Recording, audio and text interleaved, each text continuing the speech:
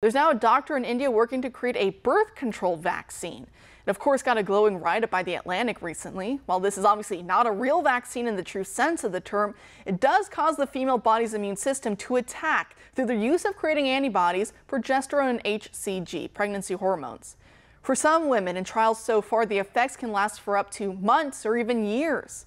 As Carmel Richardson writes at the American Conservative, quote, "What comes of immunizing a woman against herself? For this is precisely what a birth control vaccine would do. Where other forms of contraceptives attack the female body's natural cycles, a vaccine would deputize the work of pregnancy prevention to her own flesh, teaching her cells to become belligerents against their own. It would bring the war on womanhood right down to the cellular level, teaching her body to strip itself of the very thing that makes it female, as though the loss of her feminine appearance and natural modesty in the public square already were not enough.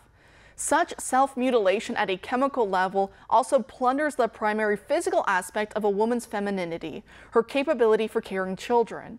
This is also true of other abortifacient forms of birth control. But no others make the woman's body itself the agent in doing so. This is significant. A woman with no children is still most emphatically a woman, of course. But neither is her physical nature merely accidental to her femaleness. The pangs of the infertile would-be mother are so painful precisely because her condition is a distortion of nature. They are a tragedy, not a thing to be desired," end quote. Now I'd say commercialized, marketized. Now going back to what we were saying at the beginning of this whole segment, just because you can doesn't mean you should. And forgetting God means you forget where that line is, and sooner rather than later, you'll run headlong into the solid wall of reality. It's inescapable. The Bolsheviks thought the price of a utopian society in which poverty and inequality would be eradicated would be worth the millions killed in the end. That fight against reality ended in a poverty-ridden and massively unequal dystopia and corpses. We're doing the same today with our poisoning of male-female relations and the relations between the self and the body, and some unattainable pursuit of selfish happiness, not true happiness, and unlimited sexual pleasure where no degeneracy is too much except for purity. That can't be allowed in mainstream celebrations.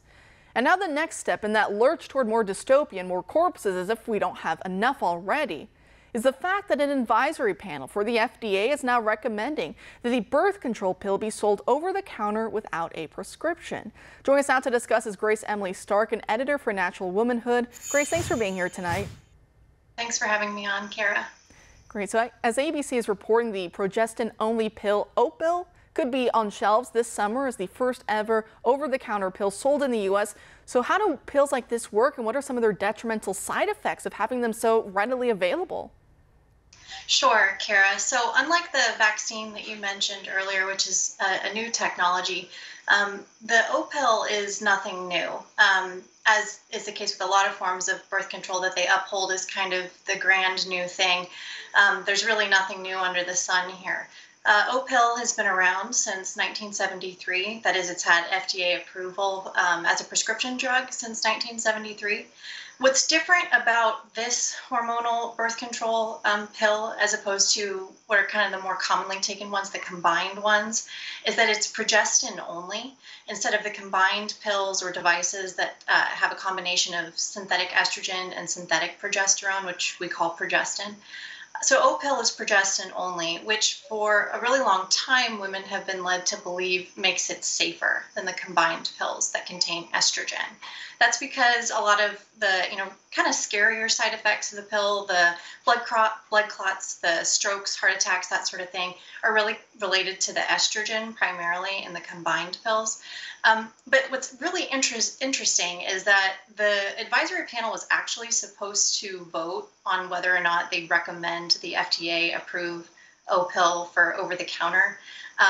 They were supposed to vote on that in November, and in the interim between when they were supposed to vote and when they actually voted, which was last Wednesday, a big study came out, which I think we've talked about, Kara, from Oxford University, showing that progestin-only pills raise a woman's breast cancer risk along the same lines that the combined pills do.